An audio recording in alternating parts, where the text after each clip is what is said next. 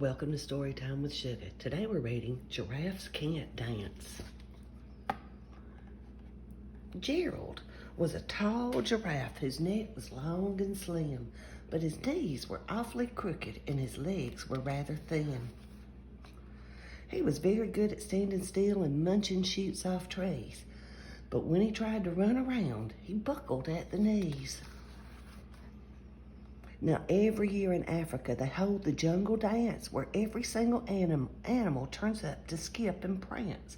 And this year, when the day arrived, poor Gerald felt so sad because when it comes to dancing, he was really very bad. The warthogs started waltzing and the rhinos rock and rolled. The lions danced a tango that was elegant and bold.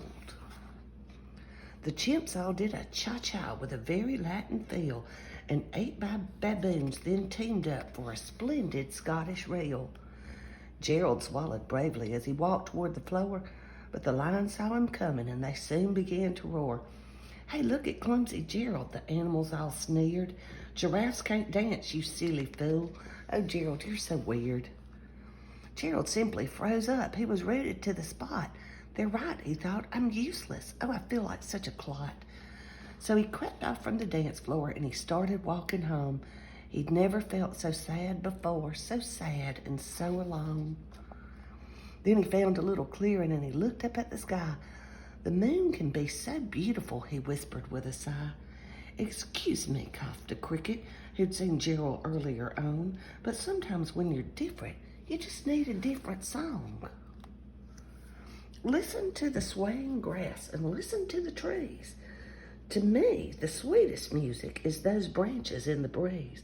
So imagine that the lovely moon is playing just for you.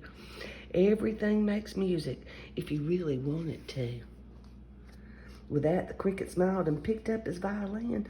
Then Gerald felt his body do the most amazing thing. His hoofs had started shuffling, making circles on the ground. His neck was gently swaying, and his tail was swishing around.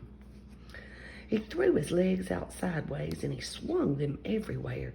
Then he did a backward somersault and leapt up in the air. Gerald felt so wonderful, his mouth was open wide. "I am dancing. Yes, I'm dancing. I am dancing," Gerald cried.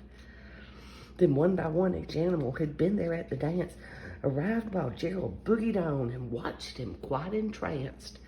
They shouted, "It's a miracle. We must be in a dream. Gerald's the best dancer that we've ever seen." "How did you learn to dance like that? Please, Gerald, tell us how." But Gerald simply twirled around and finished with a bow. Then he raised his head and looked up at the moon and stars above. "We all can dance," he said, "when we find music that we love."